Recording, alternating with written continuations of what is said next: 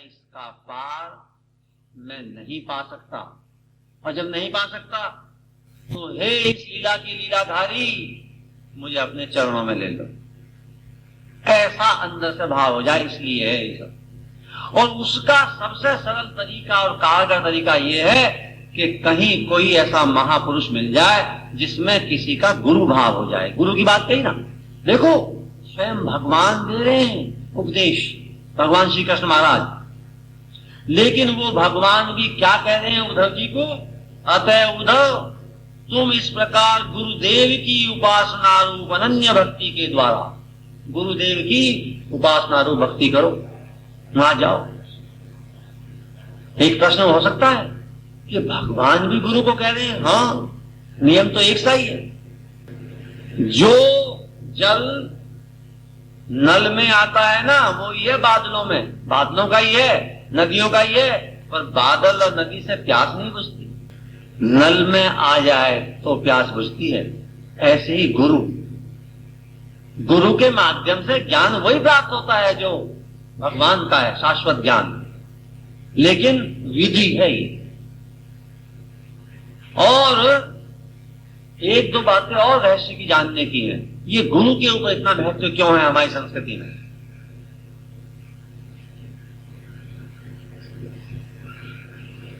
गुरु, एक तो बात यह है, वास्तविक गुरु भगवान के विधान में सबके निश्चित होते हैं, इसलिए ढूंढने की आवश्यकता नहीं है, समय पर गुरु स्वयं मिल जाते हैं। एक तो बात ये है।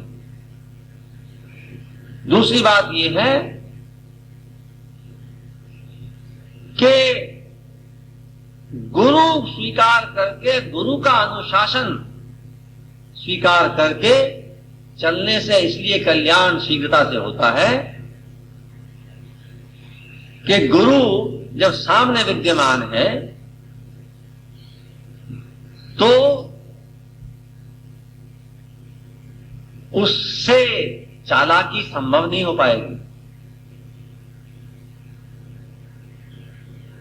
भगवान से भी चालाकी संभव है ही नहीं, कोई कहे, लेकिन चालाक मनुष्य भगवान तो सामने दिखते नहीं, भगवान के नाम में चालाकी किए बिना मानता नहीं। और यदि जीवित हैं गुरु शरीरी, वो वहीं पकड़ लेते हैं, ना ऐसा नहीं वैसा। इसलिए गुरु का तेज सहन करना भी आसान नहीं है, गुरु का अनुशासन सहन करना कठिन है, क्योंकि फौरन इशारा हो जाएगा, नहीं ये नहीं वो।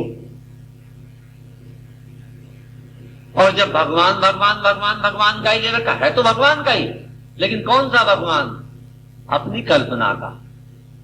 और प्राय क्या होता है, जब तक अनुभव न हो जाए, आत्मज्ञान न हो जाए, तब तक जैसे हम तैसे ही हमारा भगवान। मैं तो साफ बताता हूं, वैसे ही भगवान, समझे ना।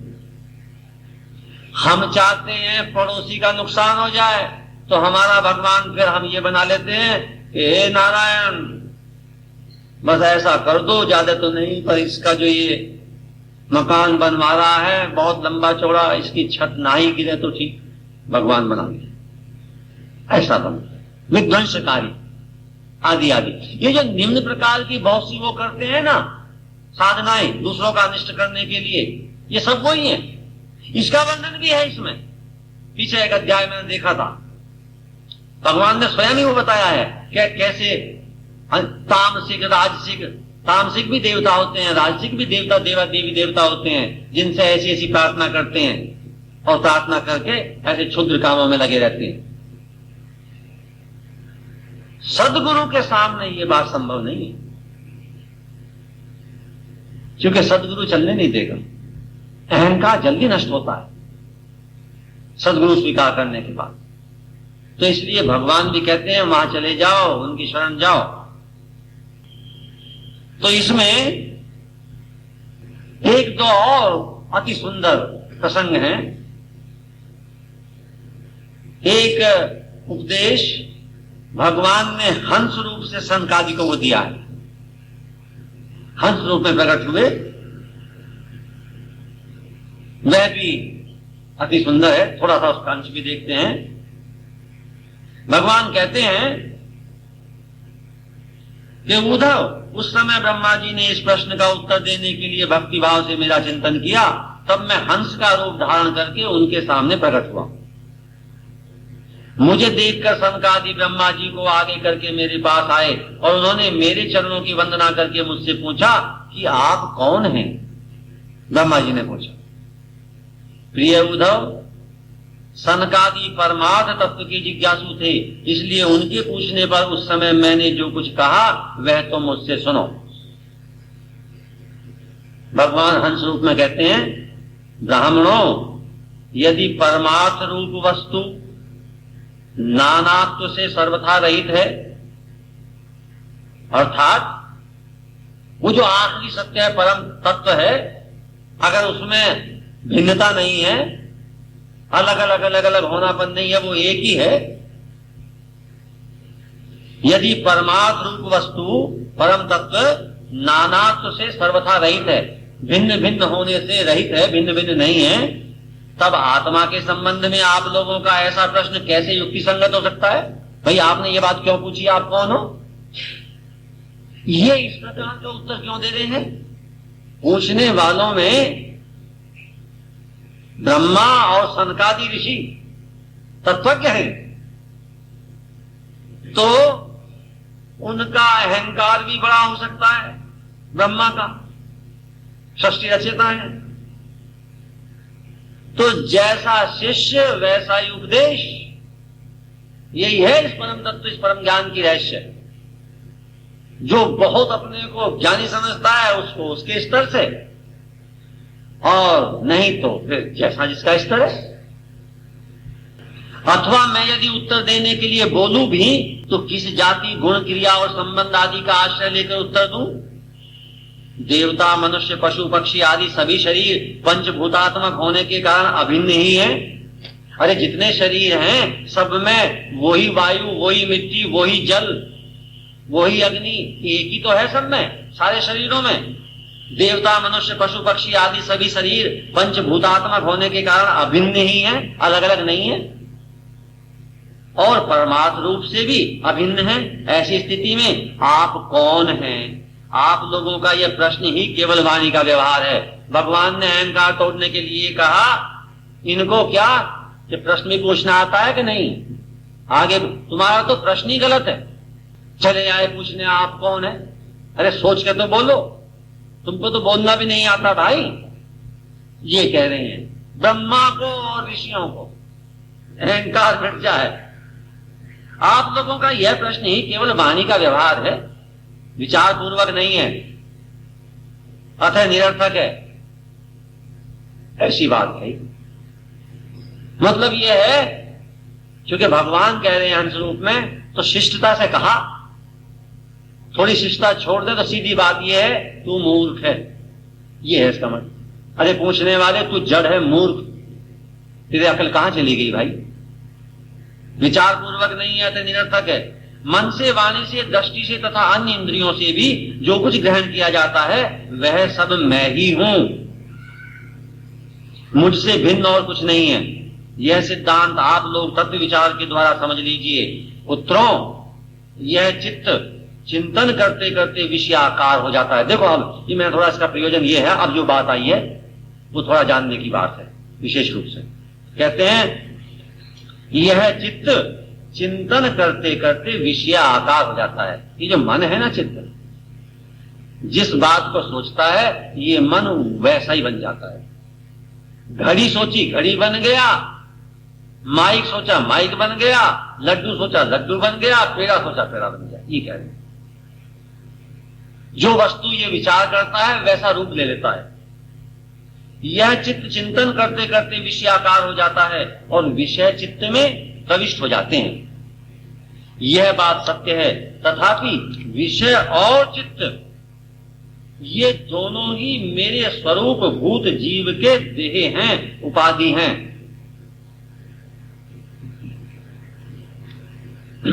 एक तो है मेरा मन और एक है ये घड़ी।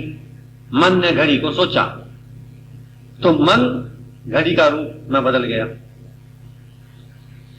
घड़ी सामने नहीं भी हो और घड़ी में सोच रहा हूं तो मन ने घड़ी का रूप ले रखा है। ठीक, भगवान ये कहते हैं कि मैं अर्थात आत्म तत्व के लिए ये घड़ी तो परे की चीज है ही, मन भी परे की चीज। ये बात समझाने के लिए मैंने पसंद छेड़ा। थोड़ा सा भाई,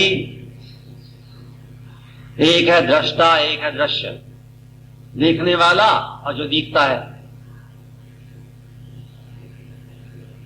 ये समझ में आता है ना साधारणतया कि मन है देखने वाला और घड़ी है दिखने वाली, दृष्टा और दृश्य। आत्मा के लिए मन भी दृश्य है, मन भी ऑब्जेक्ट है। सब्जेक्ट और ऑब्जेक्ट का जो डिफरेंस है, कहते हैं मन भी पदार्थ की है, इससे परे है कोई तत्व असली।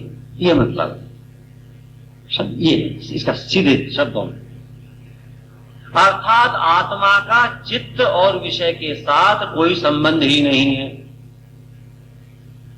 इसलिए बार बार विषयों का सेवन करते रहने से जो चित्त विषयों में आसक्त हो गया है और विषय भी चित्त में प्रविष्ट हो गए हैं, इन दोनों को अपने वास्तविक से अभिन्न मुझ परमात्मा का साक्षात्कार करके त्याग देना चाहिए। अरे वस्तुओं को, वस्तुओं के विचारों को, संबंधों को, संसार को, इनको तो त्याग ही दो, ये मन को भी त्याग दो, ऐसा कह रहे हैं। अब मुश्किल होगी, मन कैसे त्यागें भाई? मन से तो सारा करते हैं, मन कैसे त्यागें? तो मन का त्याग तब हो जाता है जब मन में विद्यमान वो परम तत्व अंदर प्रकाशित हो जाता है। वो परम तत्व क्या है? अभी कोई पूछेगा वो जो आप कहते हो वो परम तत्व, उसे ही बता दो वो क्या है। तो मेरा उत्तर ये है, वो ही है जो है। अरे तो बताओ ना वो क्या है। उसकी तो विधि है अनुभव करने की। आओ बैठो, पता लग जाए। चित्त से, मन से ही उसको पकड़ना चाहते हो ना, बात नहीं बनेगी ऐसी। एकमात्र मुझ परमात्मा का साक्षात्कार करके त्याग देना चाहिए। त्याग हो ही जाता है वास्तव में। जब आत्म साक्षात्कार हो जाता है तब अपने आप छूट जाता है। फिर मन भी ऐसा प्रतीत हो दिखने लगता है आत्मा के प्रकाश में। और उसके बाद जो स्थिति अंतर जगत में रहती है, उस स्थिति में मन क्या क्या कर रहा है ये साफ दिखता रहता है। इसलिए क्योंकि आत्मज्ञान होने के बाद भी प्रकृति अपना कार्य बंद नहीं करती, वृत्तियां उठती रहती हैं। भगवान ने गीता में बताया है, जब अर्जुन ने पूछा कि त्रिगुणातीत की क्या स्थिति होती है, तो भगवान ने कहा कि भाई सात्विक, तामसिक, राजसिक वृत्तियां आती रहती है, लेकिन आए तो आए, जाए तो जाए, चिंता नहीं करता वो।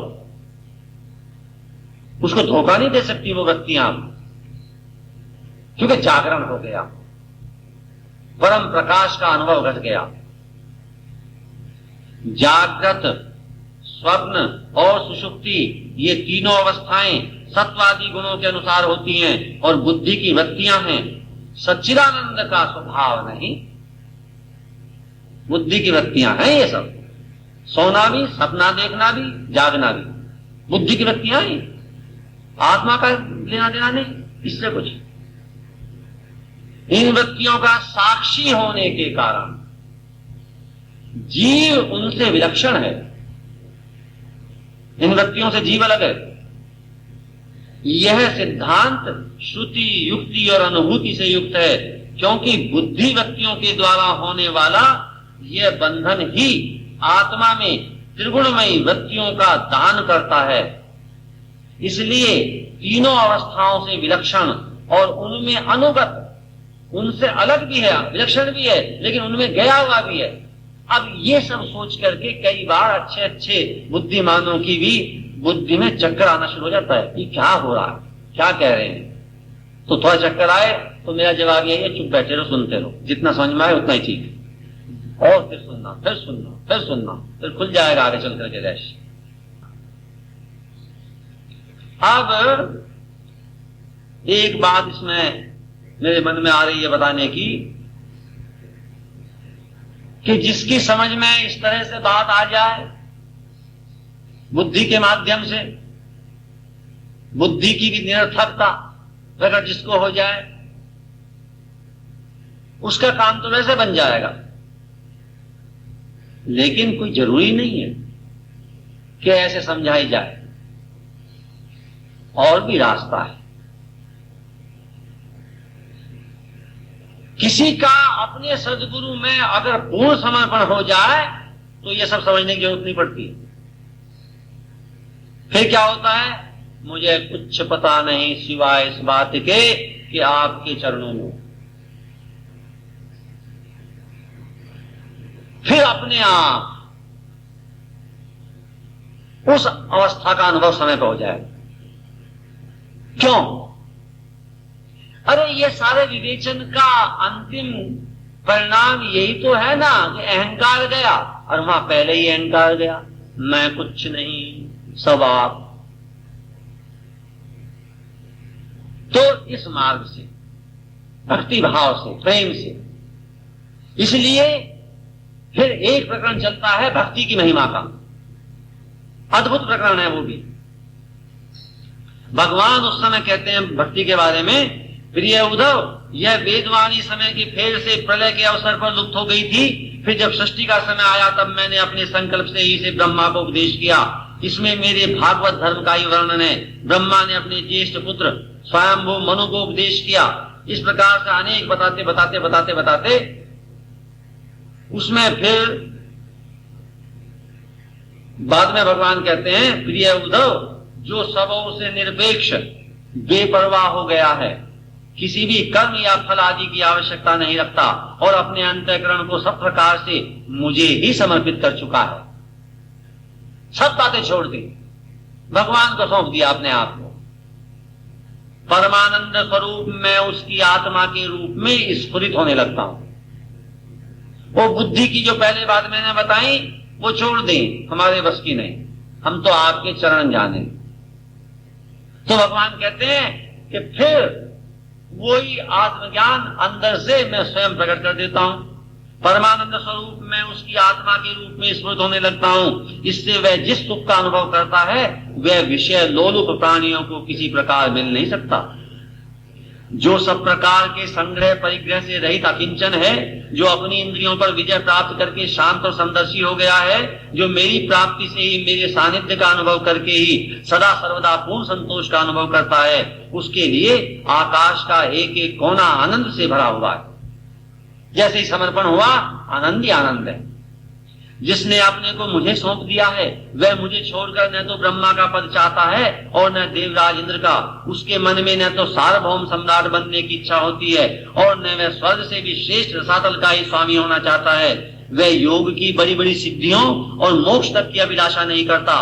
उद्धव, मुझे तुम्हारे जैसे प्रेमी भक्त जितने प्रियतम हैं, उतने प्रिय मेरे पुत्र ब्रह्मा, आत्मा शंकर, सगे भाई बलराम जी, स्वयं अर्धांगिनी लक्ष्मी जी और मेरा अपना आत्मा भी नहीं है।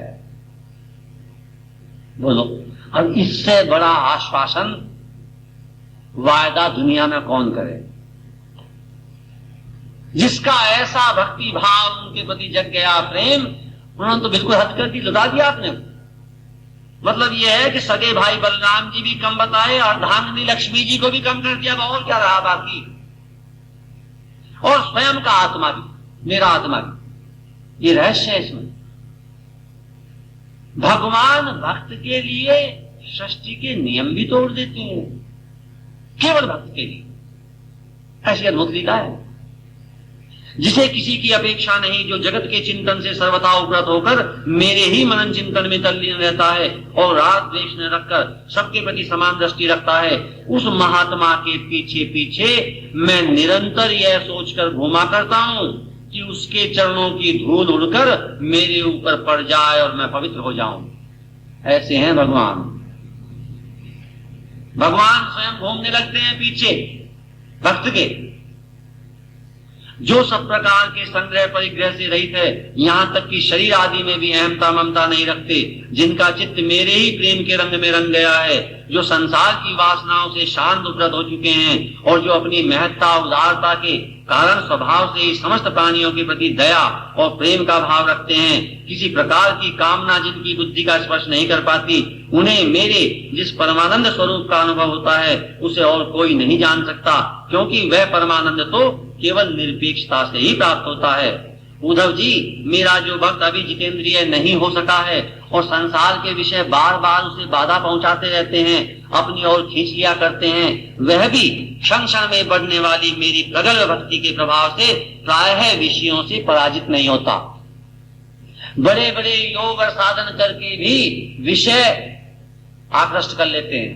भगवान के भजन में इतनी शक्ति है कि जिसके मन में अभी विषय बसे हुए हैं और अभी द्वंद्व समाप्त नहीं हुआ, भगवान की भक्ति के प्रभाव से ऐसे भक्त को विषय नहीं गिरा पाते।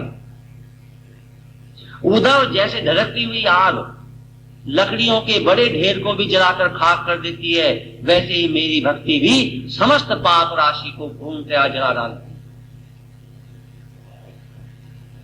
मार्ग तो सारे अच्छे हैं, भगवान ने कहा इसलिए सारे मार्गों का सम्मान है, भाई भगवान की वाणी है, लेकिन अपने को तो यही जचता है आखिरी वाला।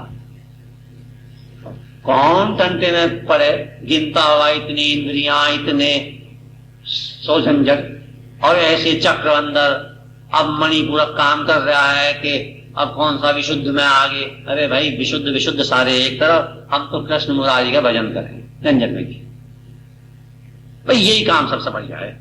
उद्धव, योग साधन, ज्ञान विज्ञान, धर्मानुष्ठान, जप पाठ और तप त्याग मुझे प्राप्त कराने में उतने समर्थ नहीं है जितनी दिनों दिन बढ़ने वाली अनन्य प्रेम में ही मेरी भक्ति। जब स्वयं ही ये बात कह दिया तो अब योग भोग में झंझट में नहीं पड़ते जाएगी। मैं संतों का प्रियतम आत्मा हूं, मैं अनन्य श्रद्धा और अनन्य भक्ति से ही पकड़ में आता हूं। मुझे प्राप्त करने का यह एक ही उपाय है। मेरी अनन्य भक्ति उन लोगों को भी पवित्र जाति दोष से मुक्त कर देती है जो जन्म से ही चांडाल है, उनको पवित्र कर देती है। इसके विपरीत जो मेरी भक्ति से वंचित है, उनके चित्त को सत्य और दया से युक्त, धर्म और तपस्या से युक्त विद्या भी भली भांति पवित्र करने में असमर्थ है। भक्ति के अलावा दूसरी विद्या से भी काम नहीं बनेगा। जब तक सारा शरीर पुलकित नहीं हो जाता, चित्त पिघलकर गदगद नहीं हो जाता, आनंद के आंसू आंखों से छलकने नहीं लगते तथा अंतरंग और बहिरंग भक्ति की बाढ़ में चित्त डूबने उतारने नहीं लगता, तब तक इसके शुद्ध होने की कोई संभावना नहीं है।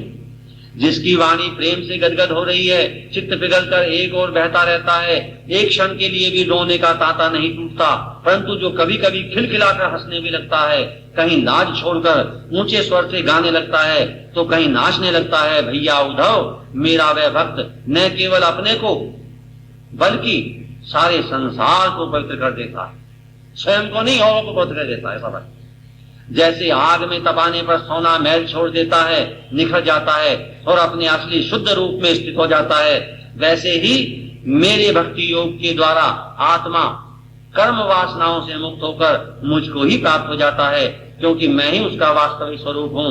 उद्धव जी, मेरी परम पावन लीला कथा के श्रवण कीर्तन से जो जो चित्त का मैल धुलता जाता है, क्यों क्यों उसे सूक्ष्म वस्तु के वास्तविक तत्व के दर्शन होने लगते हैं। जैसे अंजन के द्वारा नेत्रों का दोष मिटने पर उनमें सूक्ष्म वस्तुओं को देखने की शक्ति आने लगती है।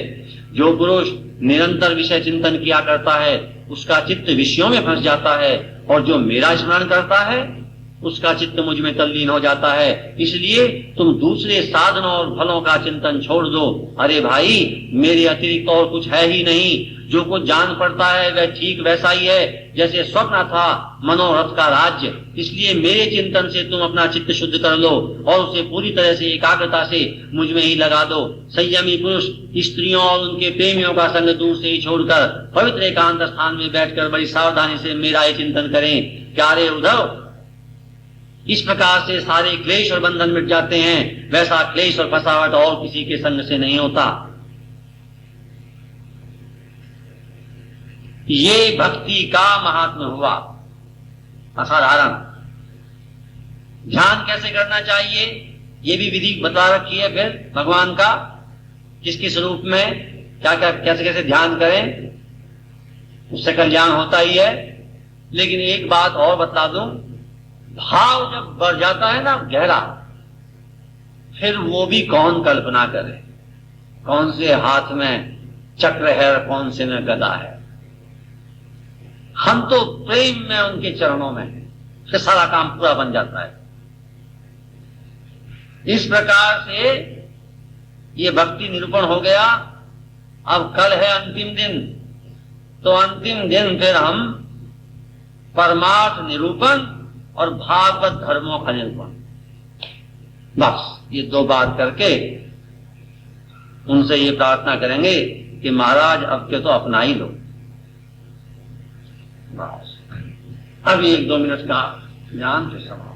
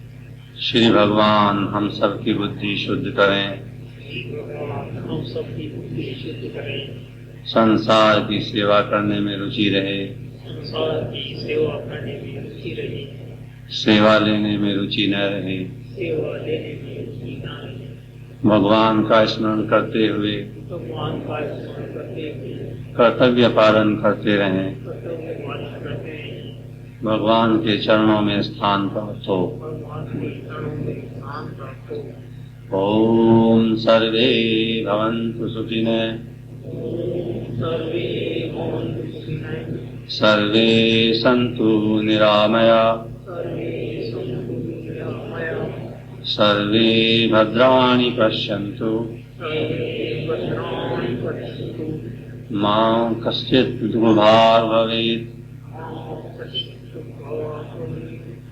ओम शांति शांति शांति। ओम